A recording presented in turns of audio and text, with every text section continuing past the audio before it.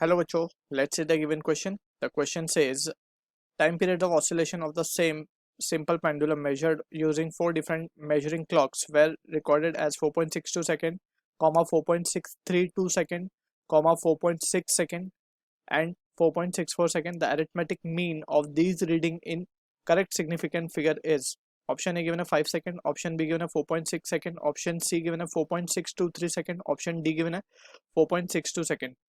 So for this question, the key concept we need to understand is the concept of significant figures. तो basically significant figure में हमारे पास जो rule है वो एक एडिशन सब्ट्रैक्शन के लिए एक अलग रूल है for addition and subtraction and multiplication division के लिए एक अलग रूल है. ठीक है, तो we will be dealing with addition and subtraction का केस. तो यहाँ पे हम अलोंग विद द कंसेप्ट हम क्वेश्चन को भी सॉल्व कर लेते हैं. तो सबसे पहले हम मीन निकालते हैं. तो मीन किस तरीके से निकाला जाता है? Just we need to add all the readings. ठीक है, प्लस 4.6 प्लस 4.64 और कितनी रीडिंग्स है? 4 है, तो डिवाइड बाय 4. ठीक है, अब इसको जब हम सॉल्व करेंगे तो अब ये क्योंकि हम एडिशन कर रहे हैं तो हमें यहाँ पे ये याद रखना है कि हमें जो फाइनल रिजल्ट मिलेगा उसमें हमें जो डेसिमल प्लेसेस है वो सिर्फ उतने ही लेने हैं जितने इन चारों रीडिंग में सबसे कम डेसिमल प्लेस हो. जैसे कि फॉर एग्जांपल अगर हम इसको देखें 4.62, यहाँ पे 2 डेसिमल प्लेसेस है.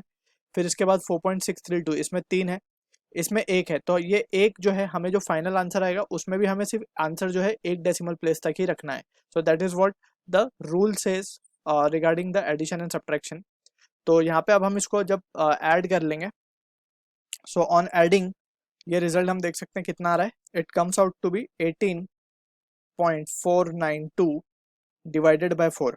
अब इसको अगर हम सॉल्व करें further, 18.492 divided by 4, so this value comes out to be 4.623. या फिर हम इसको यहाँ पे ही राउंड ऑफ कर सकते हैं.